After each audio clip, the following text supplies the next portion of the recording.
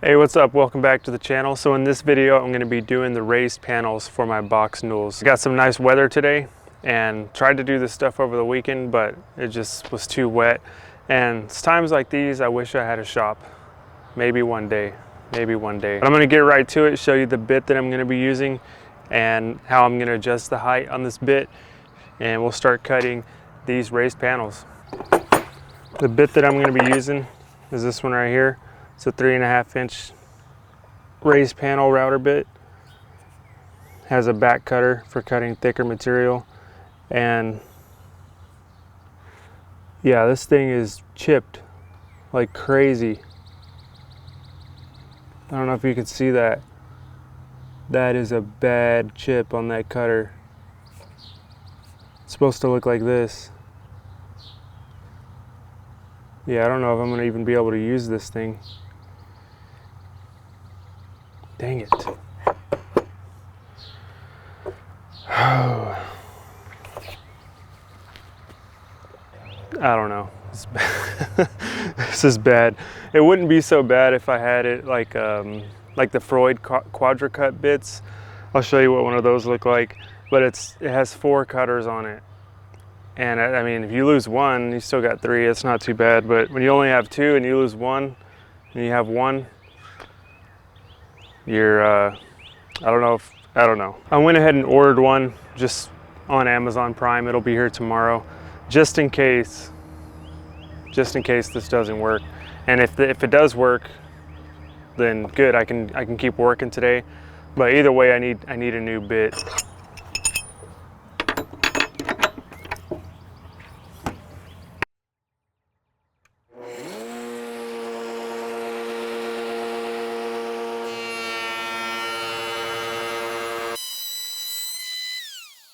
So I guess that is gonna work with just that one cutter. It was a smooth cut. The router wasn't lagging. I don't recommend using one cutter on your router bits, but hey, it's gonna get me through the day. And you can see this profile here that bit cuts out. It's just kind of like a nice little cove, and it has a back cut. Now that back cut is pretty severe right there. And that creates a 1/4 of an inch right here for it to slide into the grooves on the pieces that I cut in the previous videos, which would be the stiles and rails. But this little cove right here, you can actually bring this over more into the panel itself if you raise that bit up. But since my panels are so small as far as width goes, then I think this is about where I want it. I don't want it to dig in too much to the panel itself, because then I'm gonna have like a little thin strip of panel in the middle with 2 big coves sticking out. So the back cut's gonna allow me to do that, having this back cutter. And with that, I think I'm gonna go ahead and start cutting these raised panels.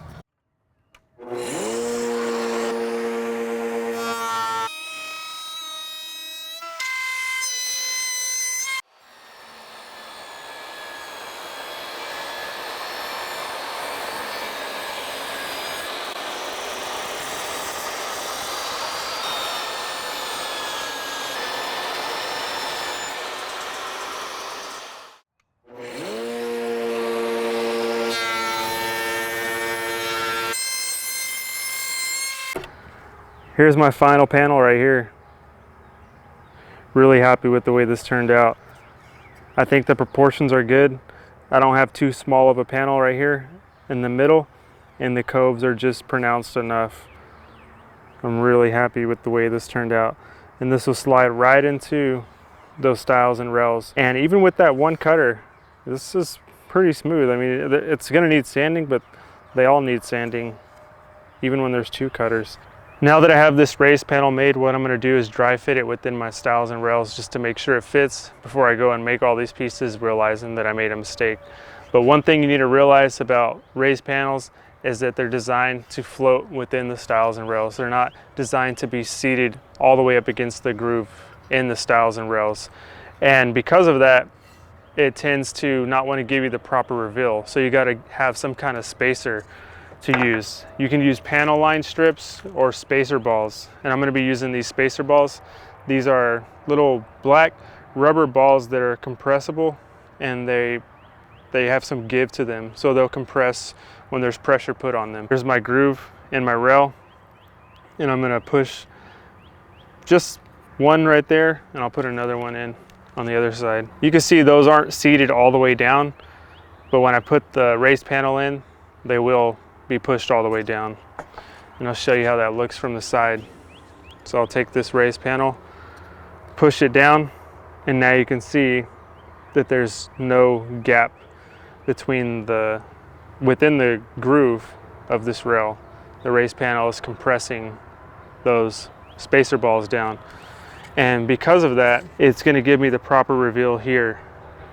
So if you look at this profile on this raised panel, these profiles right here line up perfectly with these copes. This profile lines up perfectly with that cope, and I know that it's spaced properly. I'm gonna start constructing this and then see if I can get this thing to dry fit pretty good. So I'm just gonna seat these in and then start trying to dry fit this together. When I push on this thing, it'll only go so far because of those spacers. Like that, that's perfect. That should be good. Needs to be seated down a little bit more this way. That'll work right there. The raised panel gets no glue on it. The only thing that gets glued is the stiles and rails.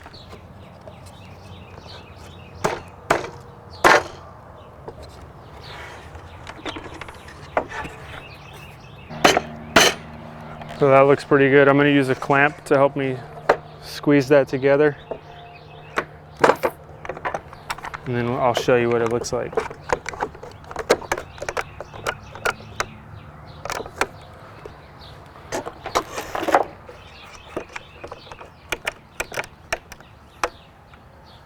And that's what we want right there. This is exactly what I want to see right here. Doing this dry fit tells me everything I need to know. Tells me my bit height is set perfect, so the proportions of this raised panel look proper within this little 5.5 inch box that I'm building, because I didn't want to have just a little thin strip of panel right here. This is absolutely proportional to me. It also tells me that the dimensions are perfect, the width of the panel and the height of the panel based on my design. This is dead on. The only way I'm able to accomplish the proper reveal around here is with those spacers. I can't stress that enough. Like I just mentioned, with this raised panel floating design, you have to have those spacers. What can happen is when you clamp it and you get it ready, especially when you're going to glue it up, obviously this is just a dry fit, but when you clamp it, this panel tends to want to scoot around on you. And if you don't have those spacers, it could be a little bit up, it could be a little bit down, it could be tweaked in different angles, and you just got to have them. So this right here is dead on. I'm going to spend the rest of the day making these raised panels. Now that I have the dimensions, I have the bit set up perfectly, and probably, I don't know if I may be able to even get some of these glued up.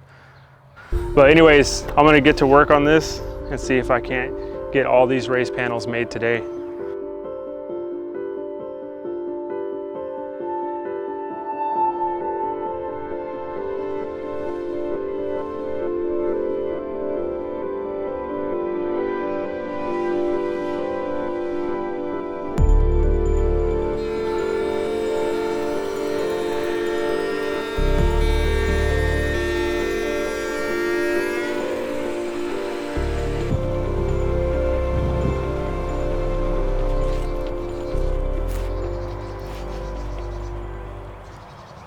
Got some visitors over here.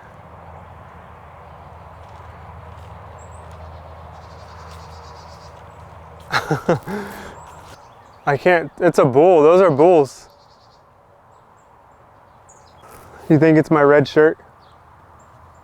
They're mad. Does it have udders or no? There are two, I think they're bulls. Is it in the middle? I can't tell. They look really mad though. I've never seen anything like that. They just stare.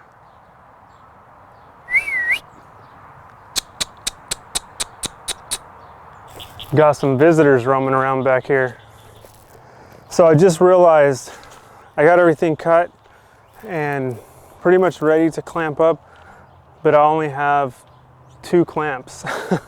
So I'm gonna have to go to Home Depot and get some more clamps. But I'll at least glue up one now so you can see that process. It's just gonna be like gluing a cabinet door, same exact process. And for this, I'm just lining it up at the bottom because these are still massively oversized. You can even see it still has the spray paint on it from the lumber yard. So I'll eventually cut that square. And for the raised panel, I'm gonna use my spacers. Put them in these grooves like I did earlier. Same exact thing I did earlier. Spacers are in. Reveal is good.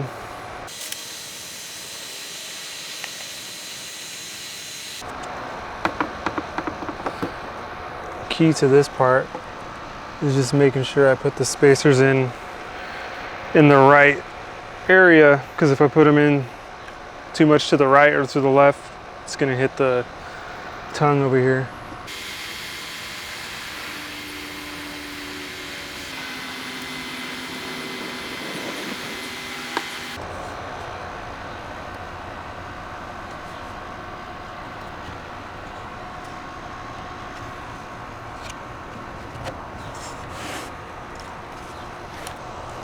A little game of finesse, but it should go.